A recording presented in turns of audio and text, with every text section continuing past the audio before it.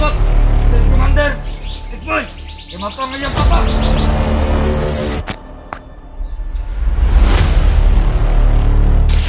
Butahan ko, Sil.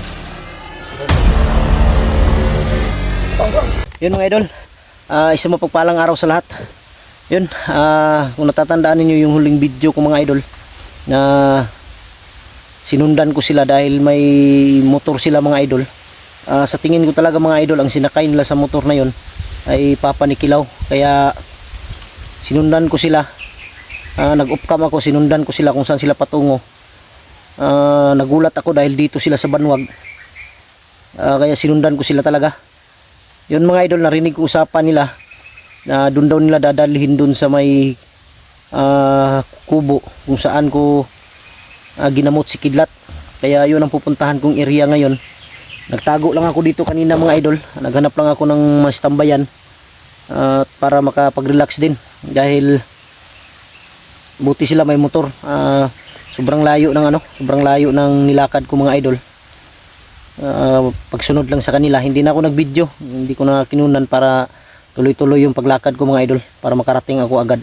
Nakarating ako dito mga idol, banda na siguro mga alas 11 na ng gabi or alas 10. Dito lang ako nagpaumaga, nag-relax. Dito ko sinabit yung diyan ko sinabit yung duyan ko, diyan ko sinabit para makapag-relax ako. Doon ako galing kanina sa taas pero bumaba ako mga idol dahil napag-isipan kong dito lang siguro ako dadaan. Kinuntak ko si Kilaw mga idol, hindi talaga makontak. Kaya nag-alala rin ako para kay Kilaw kung ano nang nangyari sa kanya dahil hindi ko talaga makontak yung cellphone niya.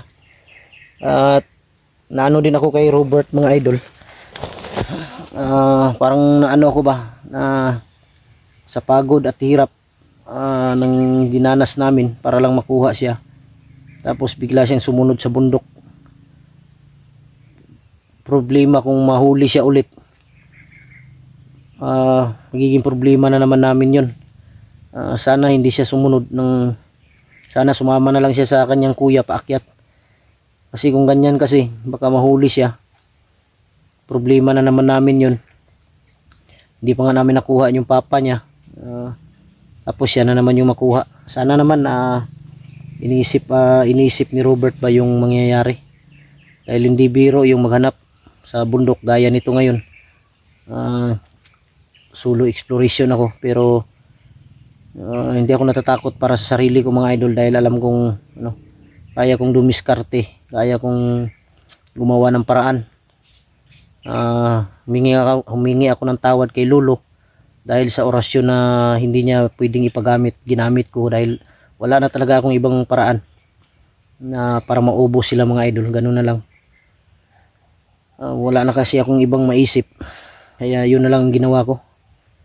Sana mapatawad akong Lolo Pedro. Magbaba ako, puntahan ko siya agad. Alam ko nalaman na ni Lolo ngayon ang nangyari, na ginamit ko yung orasyon na binigay niya na hindi dapat gamitin pa sa ngayon, pero ginamit ko na. Pasensya na Lo kung nanood ka man ngayon or nakikita mo ako ngayon. Sana mapatawad mo ako dahil para din sa kabutihan, para din sa akin ang ginawa ko Lo. Sana mapatawad mo ako. Ang problema ko ngayon, si Robert talaga, dahil hindi ko akalain na ganun ang gagawin niya. Bigla siyang sumunod. Kaya sana walang masamang nangyari sa kanya.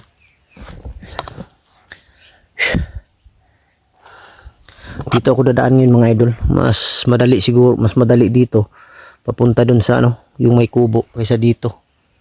May kalayuan dito banda. Kaya dito na lang. Dito ko napili na dumaan. Yun mga idol, sana ligtas tayo ngayon sa araw na to. Mega love shoutout sa inyong lahat. Sa lahat ng mga solid supporters natin dyan, sa lahat ng mga silent viewers. Kahit may agimat tayo mga idol, hindi tayo pwedeng kumpiyansa dahil pwede din tayong hindi natin pwedeng ipagmalaki sa sarili na may agimat na wala ka nang, hindi ka pwedeng mahuli, hindi ka pwedeng tablan. Hindi dapat ng ganun mga idol. Dahil ang mga kalaban may mga agimat din, kaya kailangan nating mag-ingat. Hindi tayo pwedeng magpakampante sa ating mga sarili. Samahan nyo ako mga idol. Lakbayin natin patungo dun sa dun sa may kubo na narinig ko kanina, na dun daw dadalhin yung papa ni Kilaw. Sana totoo.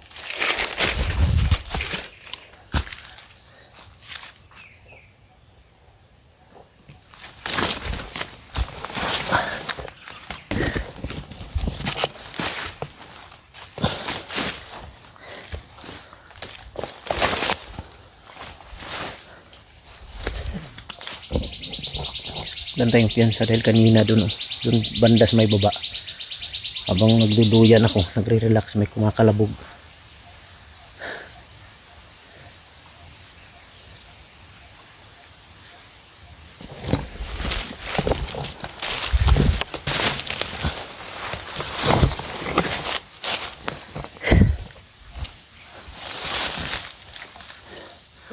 Magalaw dyan ako.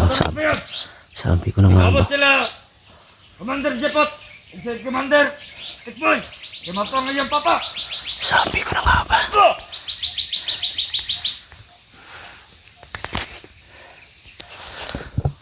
Kaya pala kanina may kumakalabog dyan.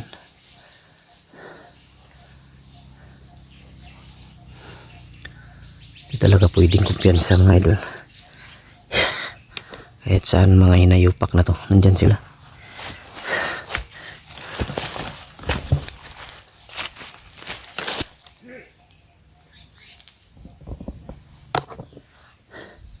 Sundan natin sila kung saan sila patungo. Sigurado ako patungo yan sa patungo yan dun sa may kubo, dahil papunta daw si si Tikboy at si Commander Jepot. Mabuti na lang mga idol, sinundan ko sila.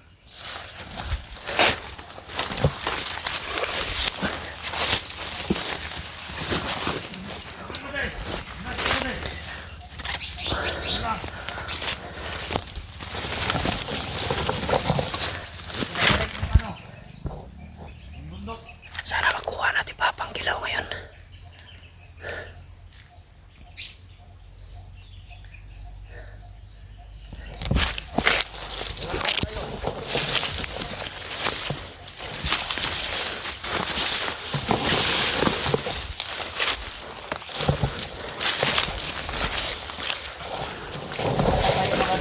Sa magdugay.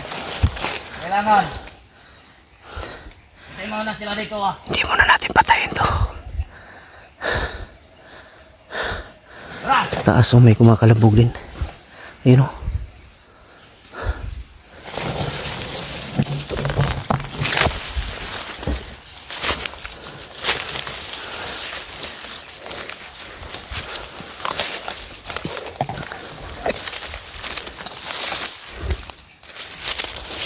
Sila.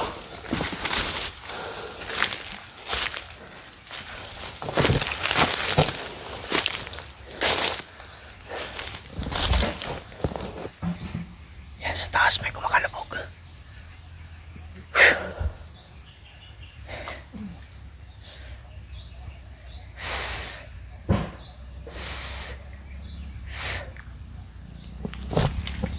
May kumalabog sa taas.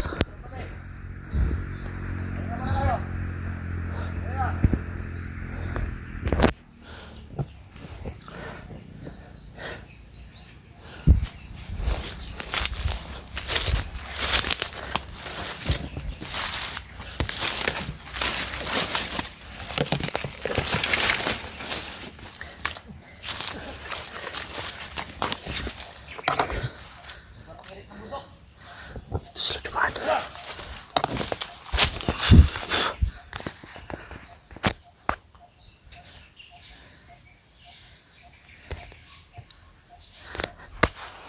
Oh, hawa lang itong mga bandido na to.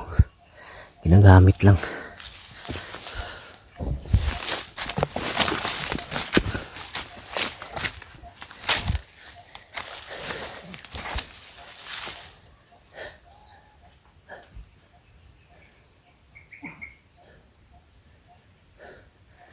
Pwedeng piyansa may sumigaw sa taas.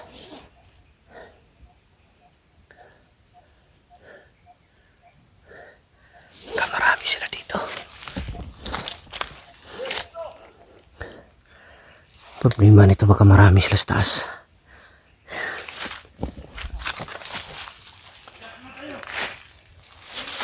Hindi mo na natin sila sundan.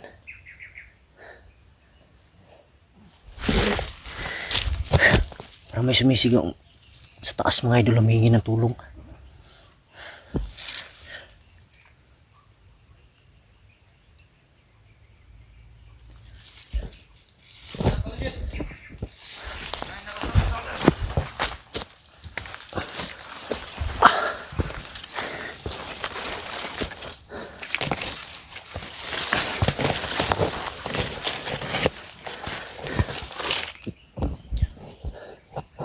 Dito sobrang paakyat.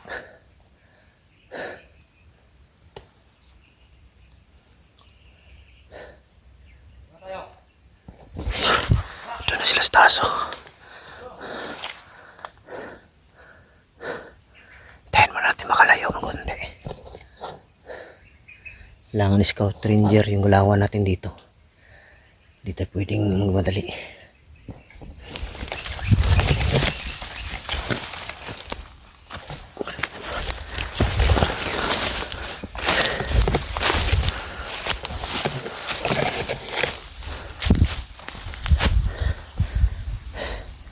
Yan, oh.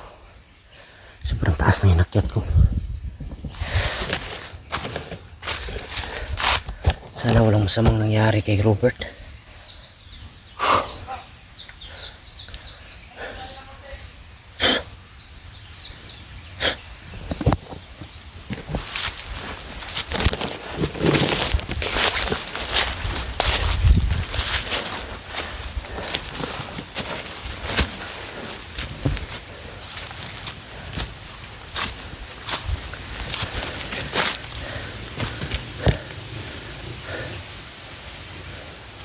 Diyan na sila sa taas.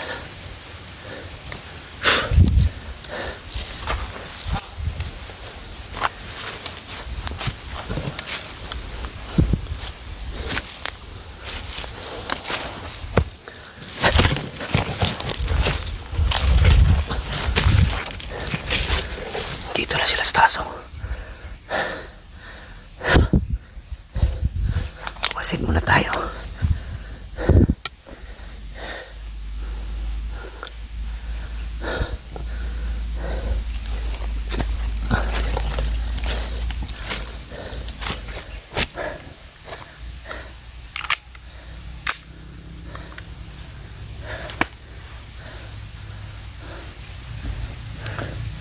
Nawala sila bigla.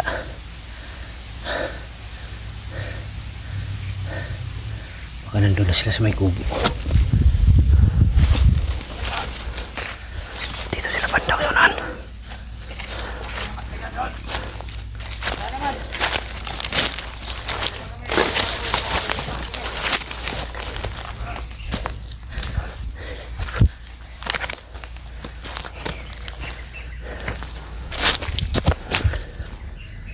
Diyan na sila sa kubo.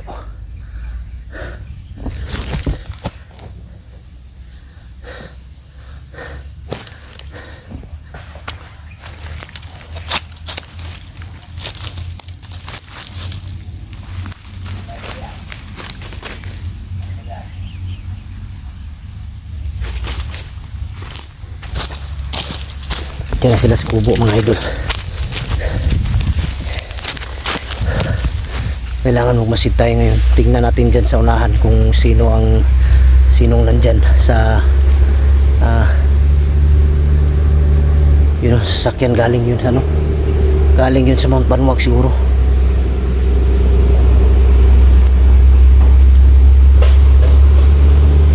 Sigurado ko galing Mount Banwag yun. Kung hindi nagakot ng gamit yun, nagakot yun ng tao.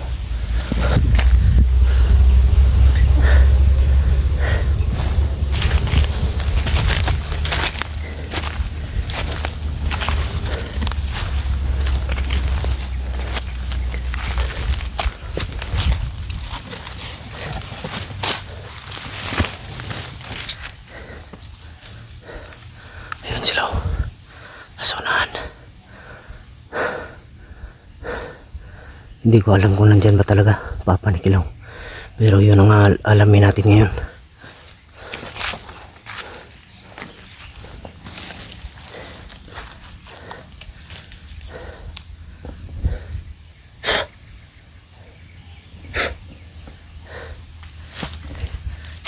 taas.